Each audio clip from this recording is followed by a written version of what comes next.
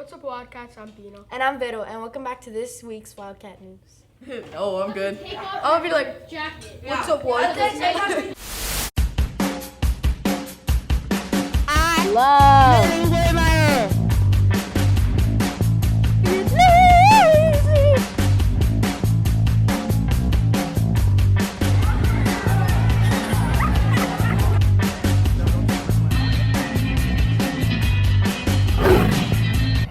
For today's lunch, we have fish on a whole grain bun, individual pizza, baked potato with broccoli meal, chef salad, a pepperoni pizza, fresh orange wedges, lettuce mix, Florida fresh, and broccoli florets. Enjoy the lunch! Today's weather, Friday, January 14th, the low is 55 degrees and the high is 72 degrees. Throughout next week, the weather is going to be sunny in the high 50s and the low 70s. Monday, January 10th was a great day for the University of Georgia. They beat Alabama 33-18 in the college football championship. Georgia was led by their quarterback Stetson Bennett. Furthermore, the Miami Dolphins ended their season with a win over the New England Patriots 33-24. However, controversially, they fired their coach Brian Flores the next day. Next, the Miami Heat are on a roll, having won 2 games in a row against the Trailblazers and the Suns. They will now look to prepare their next 2 games against the Atlanta Hawks. Now, we hope you enjoy some segments from our 7th and 8th graders. Hello Wildcats, my name is Katherine and we are here to learn a bit more about the 4 Wildcat students selected to represent our school in this year's SECME Brain Bowl Challenge. SECME is a series of events identifying science, technology, engineering, and mathematics, or in other words, STEM, to enhance students' performance and outcomes in the form of local, regional, and national competitions with a special emphasis on engineering design.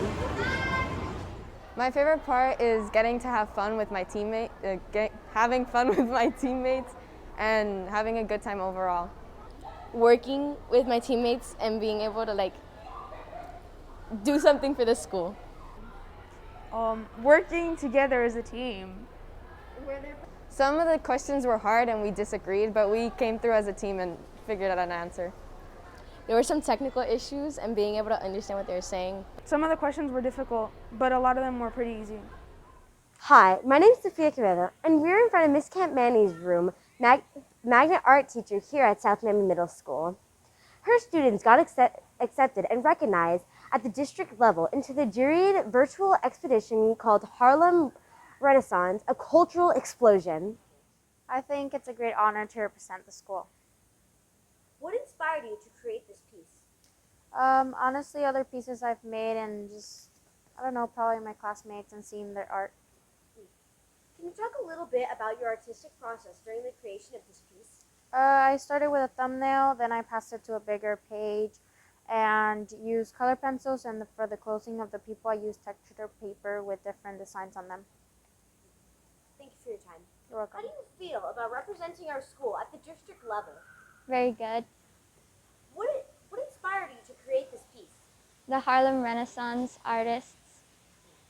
Can you talk a little bit about your artistic process during the creation of this piece? I just used watercolor and black marker and looked at different pieces from different Harlem Renaissance artists. Thank you for your time. How do you feel about representing our school at the district level? Good. What inspired you to create this piece? The artist. Can you talk a little bit about your artistic process during the creation of this piece? I use what the artists usually use.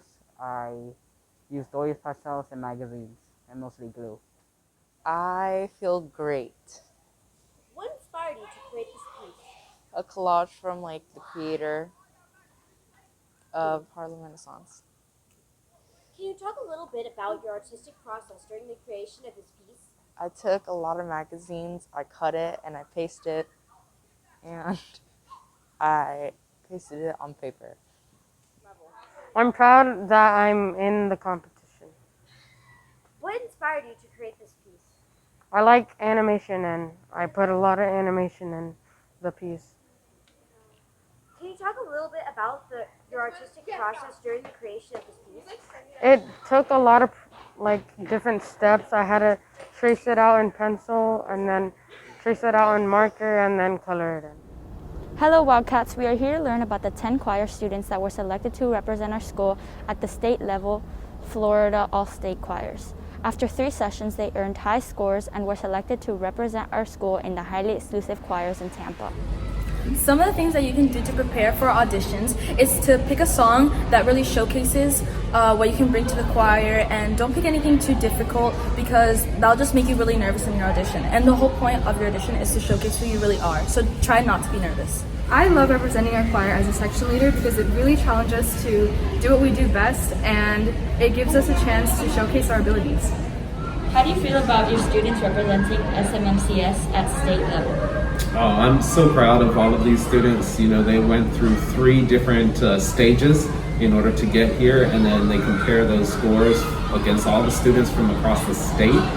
So it's an extreme honor to have them represent us at Austin. Thousands of revolutionaries have shaped the world as we know it today. And this Monday, January 17th, we are going to honor one of these remarkable human beings, none other than Dr. Martin Luther King Jr., or MLK for short. MLK was a civil rights social activist that fought for the racial equality throughout the 1950s and 1960s. His journey started in 1929 on January 15th in Atlanta, Georgia, when he was born. He joined the Morehouse College at the early age of 15, receiving a bachelor's degree in 1948. During this time, he was elected president of the student body, which was predominantly a white-dominated council. Later, he attended Boston University, where he earned his doctorate's degree in systematic theology, hence the title of doctor. Shortly after that, the Montgomery bus boycott started in 1955 and ended a year and 15 days later. During February 1959, MLK organized the Southern Christian Leadership Conference, leading nonviolent protests against inequality and civil rights for all.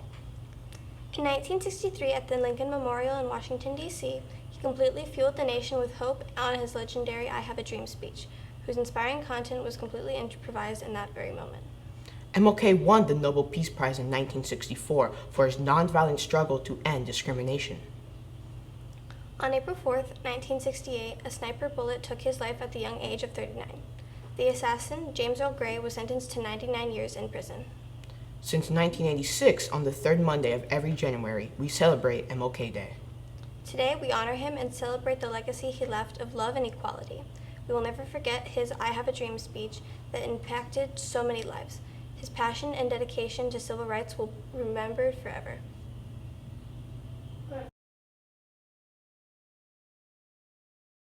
Once again, I'm Bino. And I'm Vero, and we'll see you next week.